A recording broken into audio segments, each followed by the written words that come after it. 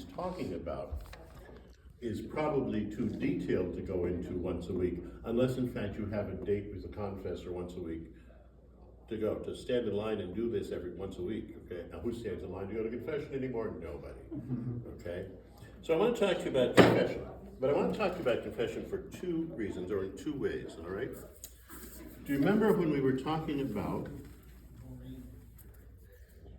well, let's talk about St. Ambrose. He's the guy, you remember, who was able to read Latin without moving his lips.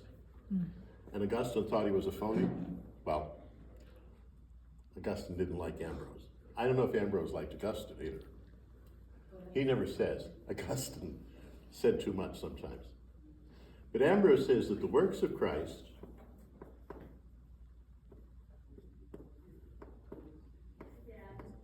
have passed over into the sacraments. Now, we understand this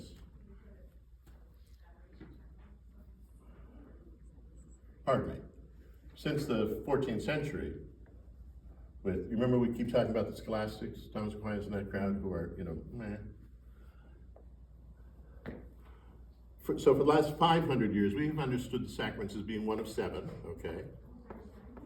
And each of them has its own rules and its own frequencies and all the rest of that sort of stuff. And we think of them as individual things, okay? But for Ambrose, they're the works of Christ, okay? They are one set, if you like, of works of Christ that have passed over into the sacraments. Walking on water has not passed over into the sacraments, okay? Feeding the multitude with 5 loaves and 2 fishes has not passed over into the sacraments. But some of them have, okay?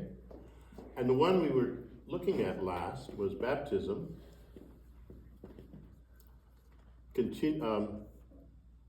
perfected by confirmation, well, not completed by confirmation, and perfected in communion. And this we saw, okay, was to die with Christ, to rise by the Spirit to new life, or if you prefer the Pentecost notion, to get a mission,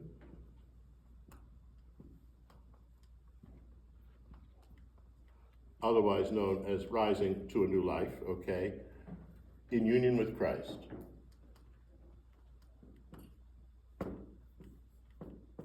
All right?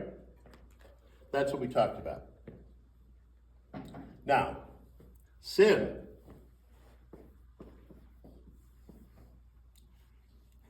is everything else. Okay? It's not the works of Christ. And we need to pay attention to this because well, do you remember? No, well, you might remember, okay? When the best thing that ever happened to the Church in the United States was we elected a Catholic to be president. Well, that was a mistake the first time. It seems to have been a mistake the second time, too.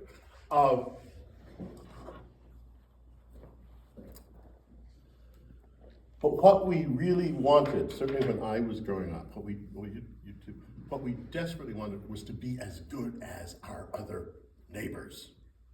They were the Catholic, they were the Protestants, they were the Americans, they were the guys who owned the American dream, and we wanted it. And we wanted it to be our dream, not just something we had to look at, okay? It was called envy. And it drove the Catholic Church in the United States. I mean, literally drove it.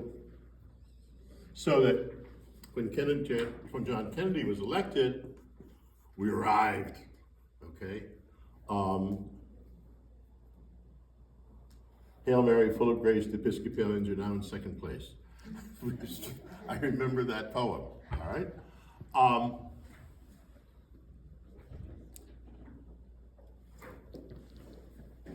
And we kind of lost our way. Now, as it turns out, okay, this also happens to be simultaneous with the Second Vatican Council.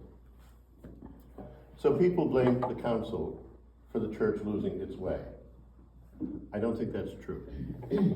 I don't think that's true. I think this is what's true. We had nothing to envy anymore. And we didn't know who we were. We didn't know what we were doing. We didn't know what we were trying to do unless we were full of envy for the white Protestant establishment, otherwise referred to as WASPs, white Anglo-Saxon Protestants. You may have heard that, okay? This analysis will stand up to all kinds of analyses, okay? I think it's true. It's the thing that I keep fighting against, okay? That we don't have to be, we're not supposed to be like anybody else. We're supposed to be like Jesus Christ. Which is why his works have passed over in history, have they continued in history. Because his works have continued in history so that we can continue to turn to him in order to discover the meaning of our lives, not in this, but in him. Because if we're not discovering the meaning of our lives in him, then somehow or other we have missed the whole point of being a Christian. And we have slipped into a life of envy. That's a scary place to live, because when you are envious, when you want what somebody else has, before too long you get mad at them because they've got it and you haven't. Ooh.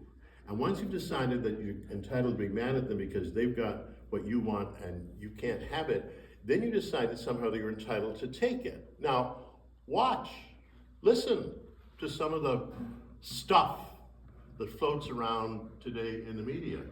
We're going to get it back. We're going to get what we used to have. We're going to get what we never had. We are entitled. That's all envy, okay? And it's driven by anger because we think somebody else has what we want. Now, what it is that they have that we want, I don't know. Okay? There's a man named Rene Girard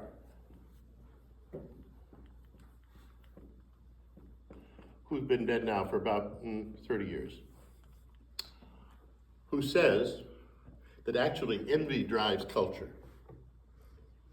Envy drives culture, all right?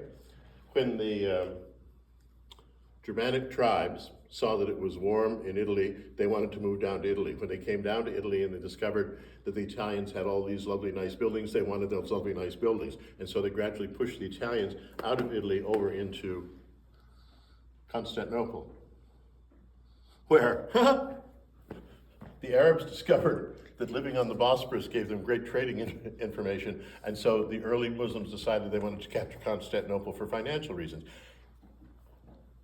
Envy drives culture, he says. It has something to be said.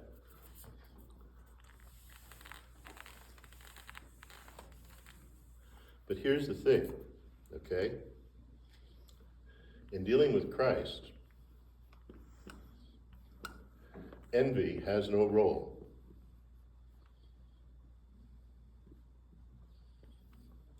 Because he already wants to give us what he has.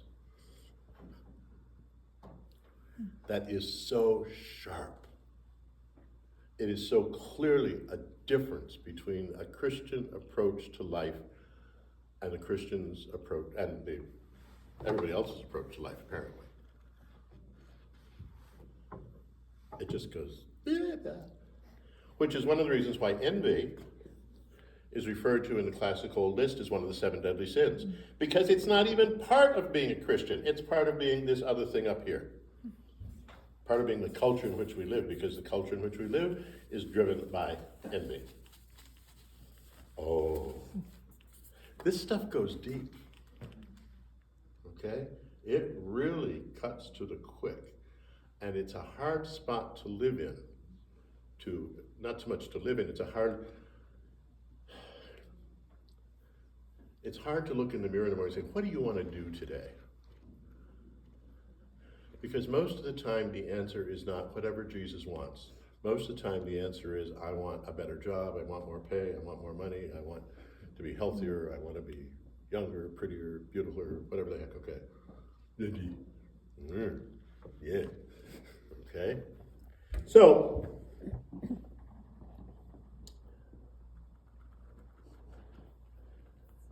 and Jesus, as we know, this could drive me crazy for weeks now. Jesus, as we know, when he comes into the world, does not come into the spot that everybody envies. You remember this image, okay? He does not come into the spot where that everybody envies. He goes to the spot where nobody wants to be, a condemned criminal on a cross. Oh. So, this is the thing, okay? And you'll understand it the minute I say, if we give up envy, then we will wind up not claiming what is our own. We will give up not wanting what we should have. We will wind up not taking good care of ourselves. And people will say, well, that's where you're going to wind up. And that's what we do. We wind up there. Somebody asked me that the last time we used this image. How do you get there? Well, just stop envying. And you will find yourself sliding downhill toward nothing. Okay? Because nobody's going to give you what you don't want. Unless it's a headache. Oh, this is so brilliantly clear. I don't know why they didn't teach us this stuff when I was a kid. They didn't, though. I know that. Well, nobody had read René Girard at that point. He was still alive, so nobody was reading him. In any case,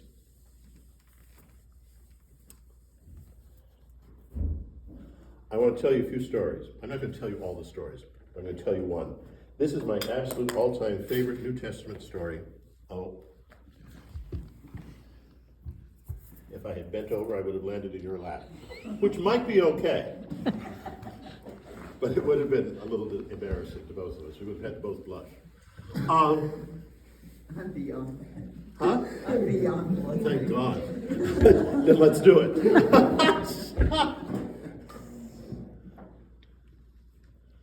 Do you remember that story where the Pharisees dragged the woman into the temple courtyard where Jesus is teaching?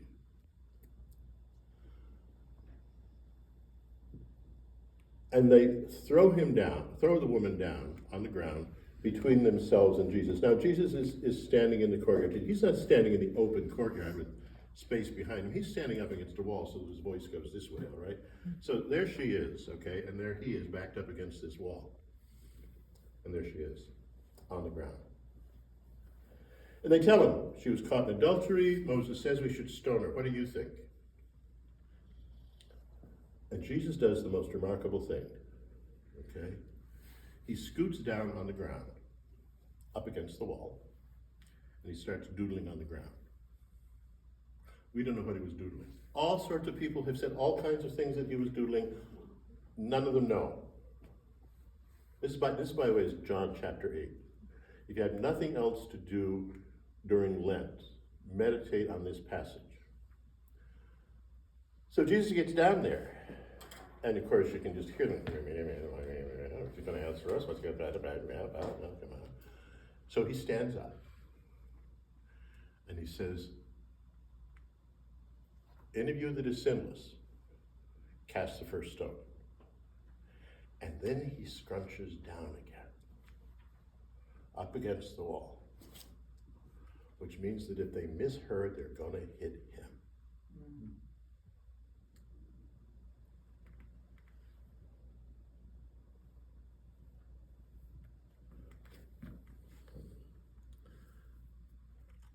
There's another passage that says that the Pharisees said about Jesus that he was a drunkard and a glutton and a friend of sinners.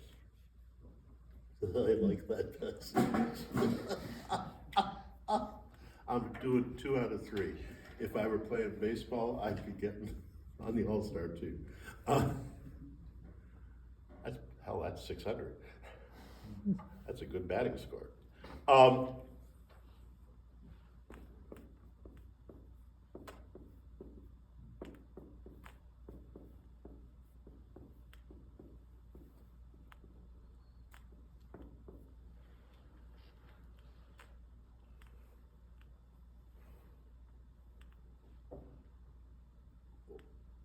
Would you be willing to be known as a friend of sinners? I mean, you have sinners who are friends, I know that, okay? But I love abortionists. I love divorcees. I love people who either won or lost the last election, depending on what. Come on in. I love the Gazans and I love the Jews. How can you do that? How can you love both of them? Do you remember, there was a novel a few years ago called, was it The Cabin or the? It'll come back to me. The Shack? The Shack. Oh, yeah. Huh? That was good. In the end of it, there's this great big black cook, and she's cooking for everybody. And the guy says to her, how can you cook for this guy who killed my daughter? And she says, I love him and I love you. And he can't understand that. He just can't wrap his head around how somebody could love this person who killed his daughter. It's a wonderful novel if you haven't read it in a while. So in any case, Friend of Sinners, okay? Now, how does this pass into the church as a sacrament? Ah, here it is. Penance, confession. Now, let's get something straight here. Again, when we were talking about the sacraments as individual acts that had component parts, okay? Had a validly ordained priest, had somebody who had examined his conscience, had somebody who was sorry for the sins he was confessing, had somebody who confessed his sins, and then was willing to do something in terms of repentance for the sins and received absolution and made a firm amendment of his life thereafter. Okay? But I want to show you, okay, that even if I'm not a big sinner, even if I'm not a big sinner, I can still scrunch down here against the wall while all these people surround the sinners. I really can try to be a peacemaker. And you know what they say about peacemakers? Blessed are the peacemakers, for they will be called children of God.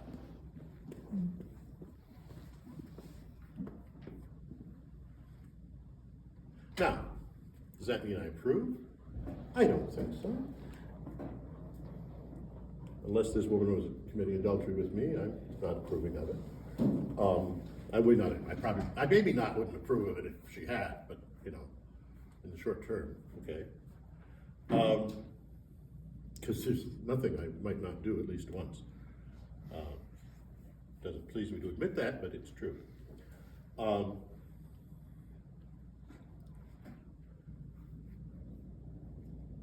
People say I hate going to confession because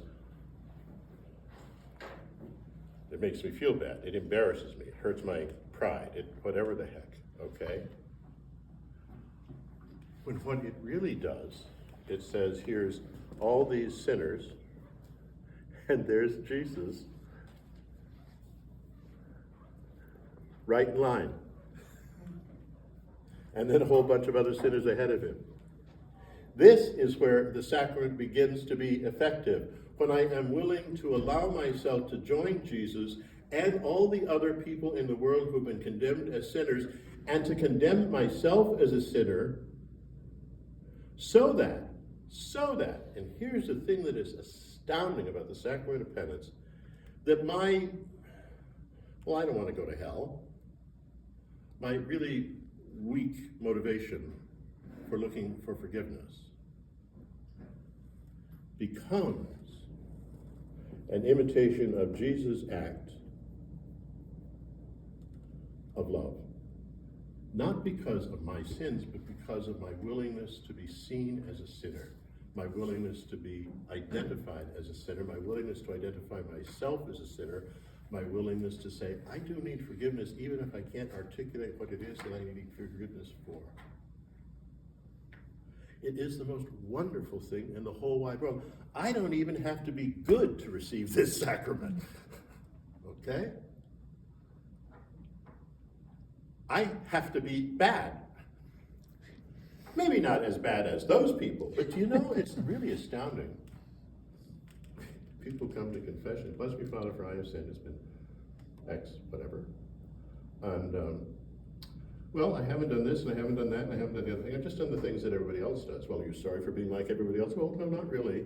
Well, what are you confessing? How can I forgive you for not being sorry? How can I forgive you for a kind of inside-out envy? I'm like everybody else. Isn't that dumb? You're supposed to be like him.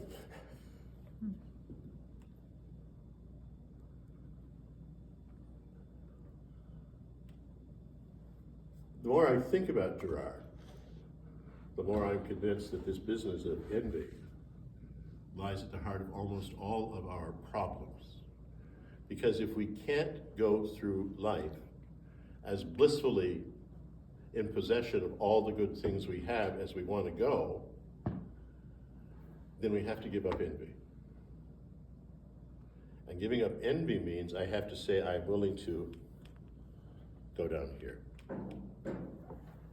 And that is so counter-cultural.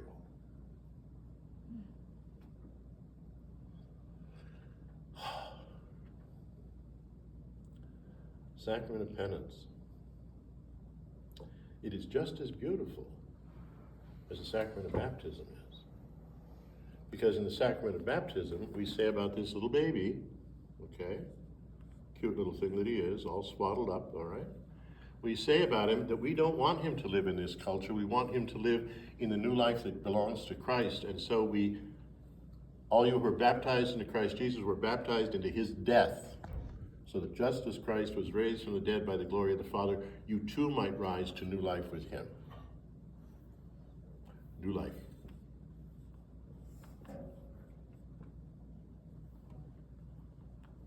Life without envy.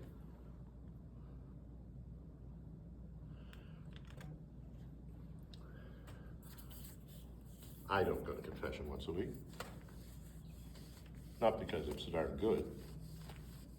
As I said to Dallas the other night, he looked at me and said, "Do you think that's good?" I said, "I don't know if it's good, I just know it's true." He said, "There are two things that I really love. One is theology and the other is dirty jokes." And I'm not particularly fussy about which one I'm doing. He says, "Are you sure that's it?" I says, "Yeah, that's about it."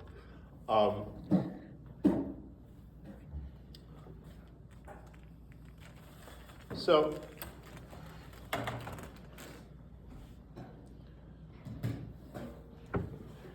we were taught growing up that we should feel guilty. If I feel guilty, I certainly should be interested in getting rid of that feeling. No doubt about that, okay? But what I should feel as a Christian, what it's assumed that I feel as a Christian, is this devouring need to be one with Christ. Not to be good. But you know, when the rich young man comes to Jesus and says, "Good master, what must I do to be saved?" And Jesus says to him, "Why are you calling me good? Only God is good." Well, you know, I might like to be as good as God someday, but it is, I'm just sort of, I'm getting there someday, if I live long enough. I don't even have to be good. I don't even have to want to be good. I have to want to be one with Christ. And Christ has made it easy to be one with him because he has made himself this guy in the hole at the bottom of the universe. And unless I have managed to rise above the state of humanity, unless I have managed to achieve everything that envy could ever possibly want, I am somewhere in that hole. And the benefit of the sacrament of penance is it says, you know what? You're not far enough down yet. So pay attention to what you still have to do in order to achieve this oneness with Christ. And as you work on what you have to do to achieve this oneness of Christ, figure out a plan. Because there's no, if you're just sort of past it, or too nervous, or whatever the heck you are that keeps you from giving in to all your envy, okay? How do you become a friend of sinners? How do you find somebody whom the world says is a loser to befriend? Maybe it's one person. Maybe it's somebody in your family. Maybe it's somebody on the other side of the world. Or how do you find a cause to which you can give yourself? Because those people are losers, and they're going to lose because the culture just throws them aside. I read a really scary article some time ago. It said that by definition, a culture always has to have throwaway people at the bottom, because it simply cannot have everybody at the top. And so there are always people who are forced to be at the bottom. Not in a Christian culture. Not in a Christian culture. In a Christian culture, the Christians are racing to the bottom to create a pool of Christianity there where nobody else wants to go, which is exactly what Jesus did in his incarnation.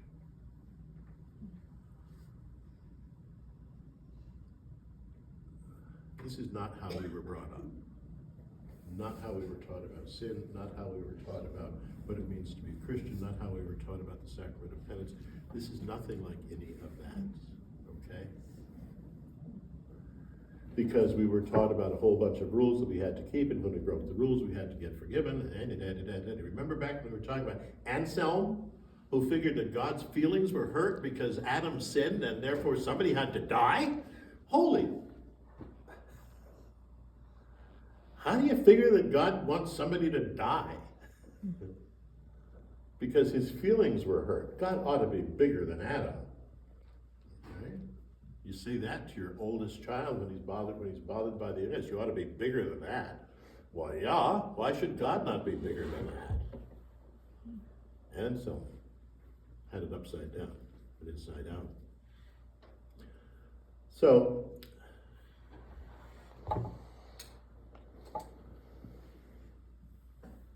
assuming that you're not tortured by guilt or doubt or lust or envy or anger or any of those things that we used to call the deadly sin. I'll come back to that one. Assuming that you're not tortured by any of those things. Here's the question that you need to come to confession with. What is the next thing that I need to do in order to grow in likeness to Christ? Now notice what that does is, that sentence works backward. It works backward. Focus on Christ. Focus on the difference between you. Figure out what you need to do to get to closer oneness with him. And understand that he wants that to happen. Now, this kind of lets the whole business of forgiveness disappear. And I realize that because, can I be forgiven? Of course you can be forgiven. But you can't be forgiven unless you something else, a firm purpose of amendment, a new life that you want for yourself. And that new life is a greater oneness with Christ. I don't care if you're an axe murderer and every Friday night you go out and kill 3 people. This Friday night, go out and kill only 2 and you're getting more like Christ. Oh, really? Yo! You don't need to be perfect all of a sudden. But by the way, be back here on Saturday. And next week we'll get it down to 1. It is so much easier to think in terms of the actions of Christ passing into the church than it is to think of me and Jesus there in history, and Jesus there coming at the end of time to judge me, and in the between I'm stuck at the mercy of the church. Well, that's not a nice place to be. Okay? Ask the people who are being told they have to claim damages before the 4th of April. They don't want to be at the mercy of the church. But then think about our culture. And I don't mean to be, I'm going to sound unsympathetic. I can't help sounding unsympathetic. Because it's not that I don't well, let me put it this way. Do you remember when Black Lives Matter showed up? Okay. That was also about the time when people were spitting at priests on the street. Okay? For obvious reasons. And I said, yeah, everybody's life matters but mine. I'm just hateful. That is to say, to be hated. Okay? That was envy. Plain and simple. On my part. It is such a pernicious and pervasive attitude. And it eats away at my desire for oneness with Christ, because ultimately he has no envy. All he wants is to be the friend of sinners. So,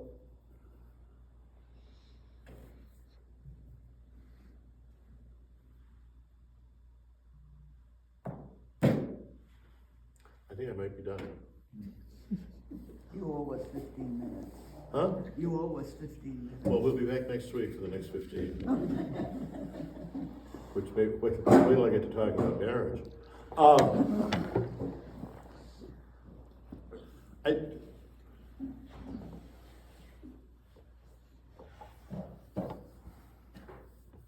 Have I done this thing with you? John, you want to do the thing with PTSD? Which one? Reach for it? Yeah, Huh? yeah. John and I worked out this routine, okay? I got some stuff in there. That's all right. Throw it in. No. Reach for it. No. No. You're not going to do it again, are you? Okay. That's how we were all brought up. Somebody slapped us on the head and said no. Now they were saying no to envy, okay? But what they did was they punished us into good behavior. That is PTSD turned into a virtue. Good parenting. And it's wrong. It has to be wrong. Is that how you were brought up, or is that how you're bringing Anthony up? That's parenting 101.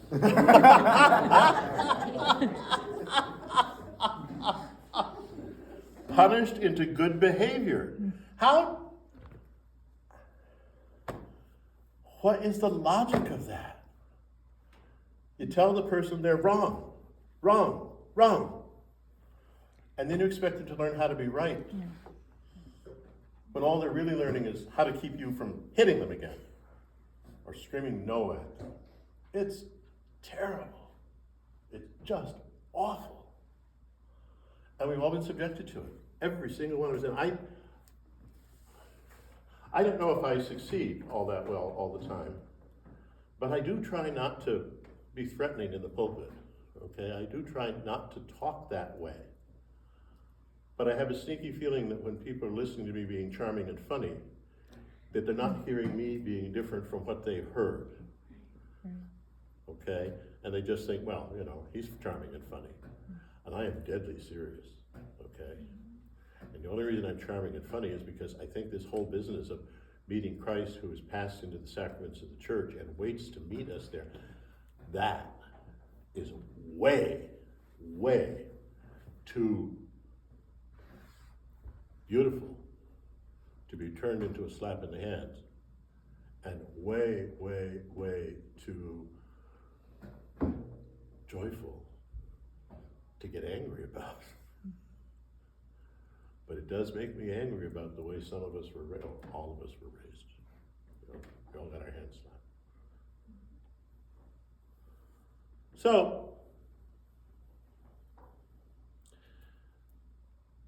So this approach, so I understand that kids are making their first celebration of Sacrament of Penance today. I wish I had known that before last night. I would have. What? Huh? Yes, today. Last meeting. Nobody Huh? told us that. No, they're not. They're not doing it today. He told me last night that they were doing it today. Maybe it's next. No, I think it's today. Like the rest of us.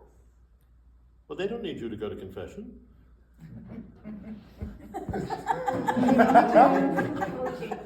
In fact, they're hoping that you don't know that they went. I'm just telling you. That's what was told to me, and you're saying it's true. Yeah, well, It she was would on the- know, cause she Was keeps on it- my calendar, I Yeah, don't 'cause know. she keeps his mind. I don't, you guys have a schedule? God, no. Things are not telling us. I'm